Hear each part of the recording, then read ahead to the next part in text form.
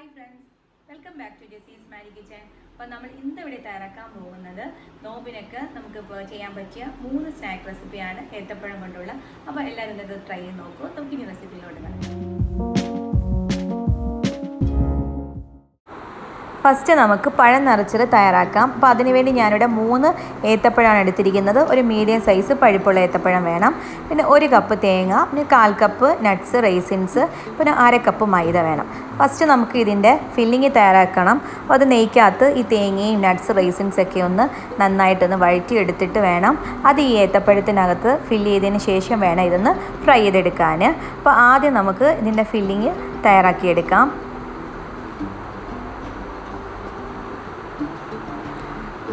അപ്പോൾ അതിനുവേണ്ടി ഞാൻ ഇവിടെ ഒരു പാൻ എടുത്തിട്ടുണ്ട്. അതിലേക്ക് ഒരു 3 ടേബിൾ സ്പൂൺ നെയ്യ് ഒഴിച്ചു കൊടുത്തിട്ടുണ്ട്. ആദ്യം നമുക്ക് ഈ നട്ട്സൊക്കെ ഒന്ന് വറുത്ത് കോരിയെടുക്കണം.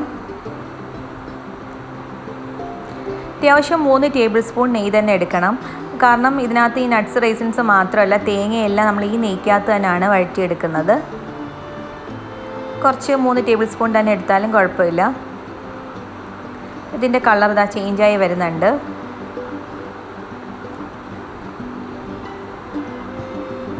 അപ്പോൾ ഇങ്ങനെ ഇപ്പോൾ ഈ നട്ട്സും റൈസിൻസ് തേങ്ങയൊക്കെ വറുത്ത ഈ കൂട്ടാണെങ്കിൽ തണുപ്പിച്ച് ഫ്രിഡ്ജിൽ സ്റ്റോർ ചെയ്ത് വെച്ചാൽ നമുക്ക് വളരെ യൂസ്ഫുള്ളാണ്. നോമ്പിൻ്റെ സമയത്ത് ഉന്നയ്ക്കൊക്കെ ഫില്ലിംഗ് ആയിട്ട് എടുക്കാവുന്നതാണ്. അപ്പോൾ ഇനി അടുത്തതായിട്ട് ഇതിനകത്ത് റൈസിൻസ് ഇട്ട് കൊടുക്കാം.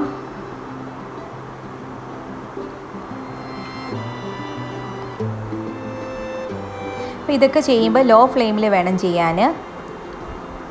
ഇത് നന്നായിട്ടൊന്ന് വറുത്ത് കോരി എടുക്കാം.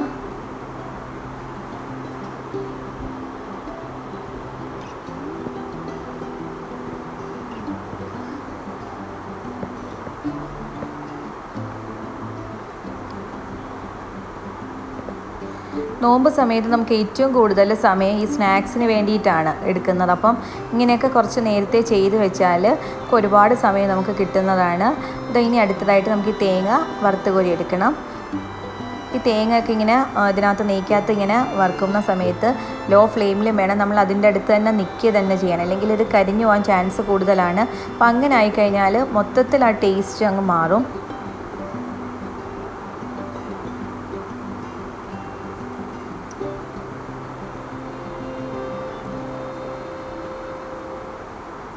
ഇനി ഇതിലേക്ക് ഒരു 2 ടീസ്പൂൺ പഞ്ചസാര ചേർത്ത് കൊടുക്കാം. കുറച്ചുകൂടെ നിങ്ങൾക്ക് മധുരം കുറച്ചുകൂടി കൂടുതൽ വേണമെങ്കിൽ ഒരു 3 ടേബിൾ സ്പൂൺ വരെ എടുക്കാവുന്നതാണ്. കാരണം അത്യാവശ്യം മധുരം കാണും. പഴമൊക്കെ നല്ല മധുരം ഉള്ളത് കൊണ്ട് അധികം മധുരം പഞ്ചസാര ഇതിനകത്ത് ഉപയോഗിക്കാതിരിക്കുന്നതാണ് നല്ലത്.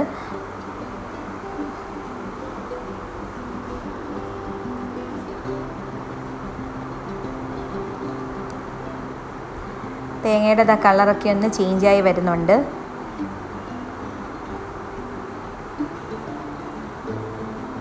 ഇതിനകത്ത് നട്ട്സ് എടുക്കുമ്പോൾ നിങ്ങൾ ചെറുതായിട്ട് ആ നട്ട്സ് ഒന്ന് ചെറുതായിട്ട് അരിഞ്ഞെടുക്കുവാണെങ്കിൽ കുറച്ചുകൂടെ നല്ലതായിരിക്കും ആ ഫില്ലിങ്ങിനകത്ത് വെക്കാനായിട്ട്.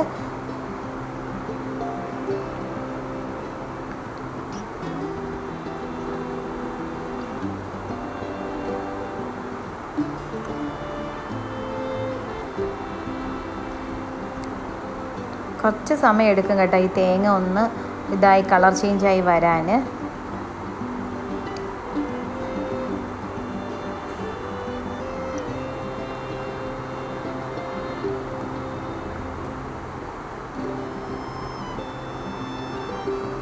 ഇനി ഇതിൽ തന്നെ നമ്മൾ നേരത്തെ വറുത്ത് വെച്ച ആ നട്ട്സും റൈസിൻസും എല്ലാം കൂടി ഇതിലൊന്ന് ഇട്ട് കൊടുത്തിട്ട് എല്ലാം കൂടെ നന്നായിട്ടൊന്ന് മിക്സ് ചെയ്തെടുക്കണം.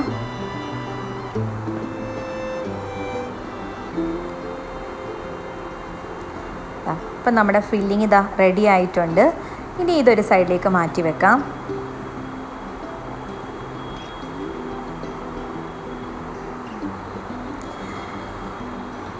ഇനി നമുക്ക് മൈദയൊന്ന് നല്ലൊരു പേസ്റ്റ് ആക്കി എടുക്കണം. നമുക്ക് ഇതിനകത്ത് ഇങ്ങനെ ഒട്ടിക്കാൻ വേണ്ടിയിട്ടാണ് ഈ മൈദ എടുത്തിരിക്കുന്നത്.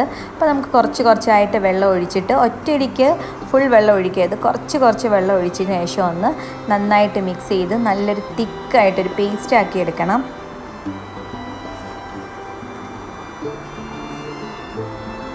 ഇതിപ്പോൾ മൈദ റെഡി ആയിട്ടുണ്ട്. ഇനി ഇനി നമുക്ക് ഈ ഏത്തപ്പഴത്തിനകത്ത് ഈ ഫില്ലിംഗ് ഒന്ന് വെച്ച് കൊടുക്കാം. അപ്പോൾ ഇതെടുക്കുമ്പോൾ ആദ്യം ഫസ്റ്റ് ചെയ്യേണ്ടത് ഇത് ഫുള്ളായിട്ട് ഇതിൻ്റെ തൊലി ഇപ്പോൾ കളയേണ്ട ആവശ്യമില്ല. ആദ്യം നമ്മളിതെടുത്തിട്ട് ഒരു കത്തി കൊണ്ട് ഇതിനകത്ത് 3 സൈഡിൽ ഓരോ ഇങ്ങനെ വെട്ടിട്ട് കൊടുക്കണം.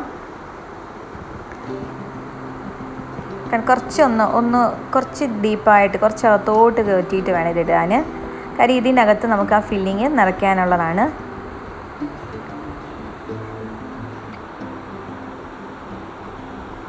ഇങ്ങനെ ചെയ്യുമ്പോൾ കുറച്ചുകൂടെ എളുപ്പമാണ് കേട്ടോ, ഈ തൊലി കളയാതെ ഇങ്ങനെ ചെയ്യുമ്പോൾ.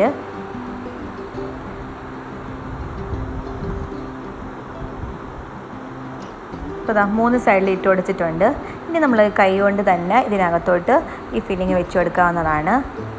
ഒരുപാട് അങ്ങ് കുത്തി നിറച്ച് വെക്കേണ്ട ആവശ്യമില്ല, കുറച്ച് വെച്ച് കൊടുത്താൽ മതി. കാരണം ഇല്ലെങ്കിൽ നമ്മളത് ഫ്രൈ ചെയ്യുമ്പം ഇതിൽ നിന്നൊക്കെ ഇങ്ങനെ വിട്ടിങ്ങനെ വരും, ഫില്ലിങ് പുറത്തോട്ട് ചാടും. അത്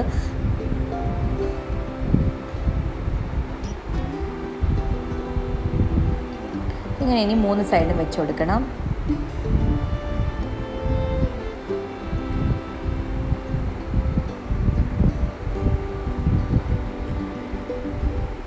കണ്ടപ്പോൾ ഫില്ലിംഗ് ഒക്കെ വെച്ച് കൊടുത്തിട്ടുണ്ട്. ഇനി നമുക്ക് ആ 3 സൈഡും ആ മൈദ വെച്ചിട്ടൊന്ന് ഒട്ടിച്ചു കൊടുക്കണം. അപ്പോൾ അതിന് മുമ്പാണെങ്കിൽ ഇത് ഒട്ടിക്കുന്നതിന് മുമ്പ് ഈ 2 സൈഡും ഒന്ന് കട്ട് ചെയ്തതിന് ശേഷം ഇതിൻ്റെ തൊലി കളയണം. തൊലി കളഞ്ഞിട്ട് വേണം ഇത് ഒട്ടിച്ചു കൊടുക്കാൻ. ഇതിൻ്റെ തൊലി കളയുന്ന സമയത്തും വളരെ പതുക്കെ, പെട്ടെന്ന് അങ്ങനെ കളയരുത്, വളരെ പതുക്കെ ഇങ്ങനെ എടുത്താൽ മതി.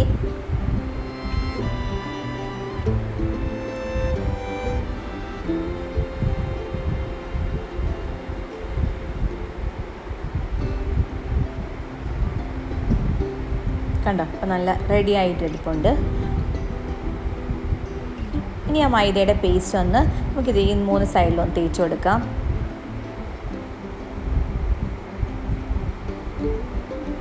ഇത് നിങ്ങൾക്ക് വേണമെങ്കിൽ എണ്ണയിൽ ഡീപ്പ് ഫ്രൈ ആയിട്ട് എടുക്കാം, ഷാലോ ഫ്രൈ ചെയ്തെടുക്കാവുന്നതുമാണ് കേട്ടോ.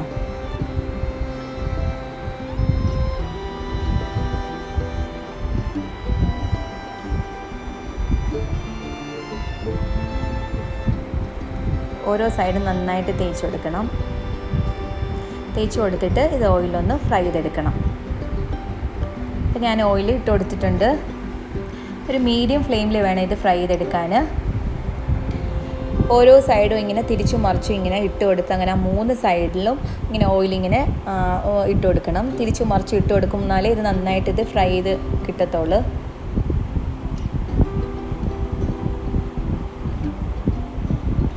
ആ മൈദയുള്ള ഭാഗം കണ്ട കുറച്ചുകൂടെ ഒന്ന് ബ്രൗൺ ആവാനുണ്ട്. അങ്ങനെ അതുകൊണ്ട് നമുക്കിങ്ങനെ തിരിച്ചു മറിച്ച് ഇട്ട് കൊടുക്കണം.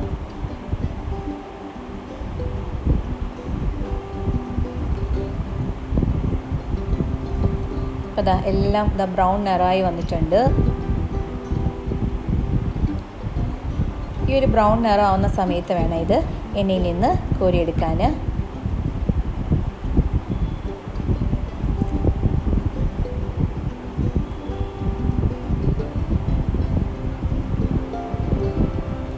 അപ്പോൾ നമ്മുടെ പഴം നിറച്ചത് റെഡി ആയിട്ടുണ്ട്. ഇനി ബാക്കിയും കൂടെ കോരിയെടുക്കാം.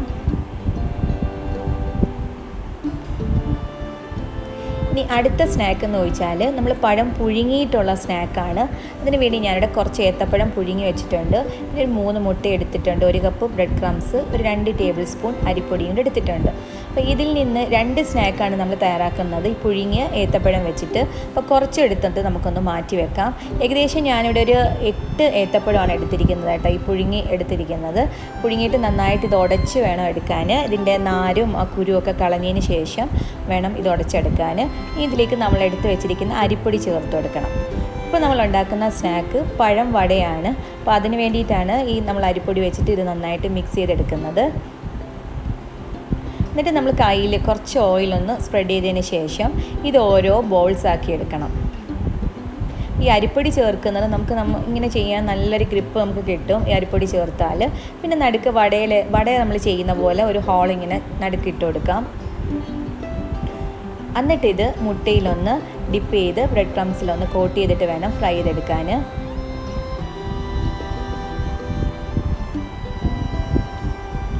കണ്ട ഇത് ഒരുപാട് നല്ല അത്ര പെർഫെക്റ്റ് ഷേപ്പൊന്നും ആവണ്ട. ഈ ഒരു ഷേപ്പിൽ ഇങ്ങനെ ഇതാവത്തുള്ളൂ. നമ്മൾ വടയുടെ കൂട്ട് അത്ര പെർഫെക്ഷനായിട്ട് അങ്ങനെ വരില്ല. ഇതെല്ലാം ഞാൻ മുട്ടയിൽ ഡിപ്പ് ചെയ്ത് ബ്രെഡ് ക്രംസിൽ കോട്ട് ചെയ്ത് വെച്ചിരിക്കുകയാണ്. ഇനി നമുക്കിത് ഫ്രൈ ചെയ്തെടുക്കണം. ഓയിലൊന്ന് ചൂടാകുമ്പോൾ ഇത് ഓരോന്ന് ഇട്ട് കൊടുക്കാം. ഇത് മീഡിയം ഫ്ലെയിമിൽ വേണം ഫ്രൈ ചെയ്തെടുക്കുക. ഇത് വേഗം നമുക്ക് ഫ്രൈ ചെയ്തെടുക്കാവുന്നതാണ്, കാരണം ഓൾറെഡി പുഴുങ്ങിയ ഏത്തപ്പഴമല്ലേ, അപ്പോൾ പെട്ടെന്ന് തന്നെ നമുക്ക് ഫ്രൈ ചെയ്ത് കിട്ടും. ഒരു സൈഡൊന്നും പൊരിഞ്ഞ് വരുമ്പോൾ നമുക്ക് തിരിച്ചിട്ട് കൊടുക്കണം. കണ്ടോ, ഇതെല്ലാം നല്ല ബ്രൗൺ നിറമായി വന്നിട്ടുണ്ട്. ഇനി നമുക്കിതൊന്ന് എണ്ണയിൽ നിന്ന് കോരിയെടുക്കാം. നമ്മുടെ പഴം വട റെഡി ആയിട്ടുണ്ട്. ഇനി അടുത്തതായിട്ട് ബാക്കി നമ്മൾ മാറ്റി വെച്ചിരിക്കുന്ന ഏത്തപ്പഴത്തിൻ്റെ കൂട്ടില്ലേ, അപ്പോൾ അതിലേക്ക് ഒരു കപ്പ് ഈന്തപ്പഴം ചെറുതായിട്ട് ഇങ്ങനെ നുറുക്കിയെടുക്കുക. എന്നിട്ട് ഇത് രണ്ടും കൂടെ ഒന്ന് മിക്സ് ചെയ്തെടുക്കണം. അടുത്ത സ്നാക്കാണ് നമ്മൾ തയ്യാറാക്കാൻ പോകുന്നത്. നന്നായിട്ട് ഇങ്ങനെ ഒന്ന് കുഴച്ചെടുത്തതിന് ശേഷം ചെറിയ ചെറിയ ബോൾസ് ആക്കി എടുക്കുക. ബനാന ബോൾസാണ് നമ്മൾ തയ്യാറാക്കി എടുക്കുന്നത്.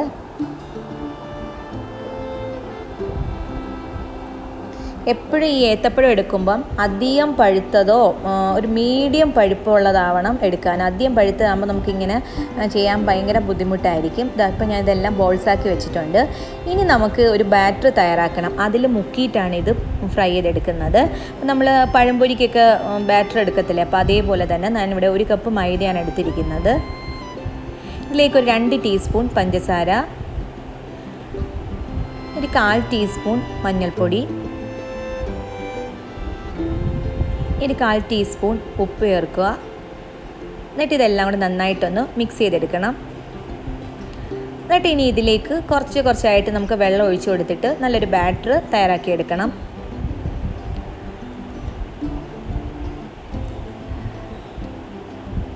വെള്ളം ഒരുപാട് കൂടരുത് കേട്ടോ, അപ്പോൾ കുറച്ചായിട്ട് വേണം വെള്ളം ഒഴിച്ചിട്ട് വേണം ഇത് നമുക്കിത് മിക്സ് ചെയ്തെടുക്കാൻ.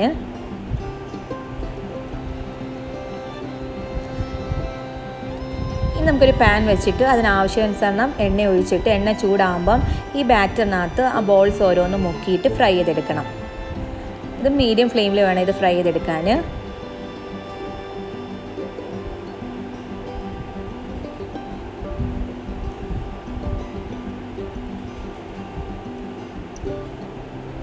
ഇപ്പോൾ ഈ ഏത്തപ്പഴം ഇങ്ങനെ പുഴുങ്ങിയത് നമുക്കിങ്ങനെ അതും നമുക്ക് നന്നായിട്ട് തണുപ്പിച്ച് ഇങ്ങനെ സ്റ്റോർ ചെയ്ത് വെച്ചാൽ ഓരോ ദിവസമായിട്ട് നമുക്ക് ഓരോരോ സ്നാക്ക് ഇങ്ങനെ ചെയ്തെടുക്കാവുന്നതാണ്. അപ്പോൾ എന്നും ഇങ്ങനെ ഏത്തപ്പഴം പുഴുങ്ങി അങ്ങനെ എടുക്കേണ്ട ആവശ്യമില്ല. അപ്പോൾ ഇങ്ങനെ ഫ്രിഡ്ജിനകത്ത് ഇങ്ങനെ സ്റ്റോർ ചെയ്ത് വെച്ചാൽ നമുക്ക് ഇതുപോലെ ഉന്നക്കായിട്ട് എടുക്കാം. ഇപ്പം നമ്മൾ ഈ ചെയ്ത 2 സ്നാക്സ് ഇല്ലേ, പഴം വടയായിട്ടോ അല്ലെങ്കിൽ ബനാന ബോൾസോ, അങ്ങനെ ഓരോ ദിവസം ഓരോ രീതിയിൽ നമുക്ക് ഡിഫറെൻ്റ് ആയിട്ടുള്ള രീതിയിൽ ഡിഫറെൻ്റ് ടേസ്റ്റിലും ഡിഫറെൻ്റ് രീതിയിലൊക്കെ നമുക്ക് സ്നാക്സ് തയ്യാറാക്കി എടുക്കാവുന്നതാണ്. ഇങ്ങനെ തയ്യാറാക്കി വെച്ചാൽ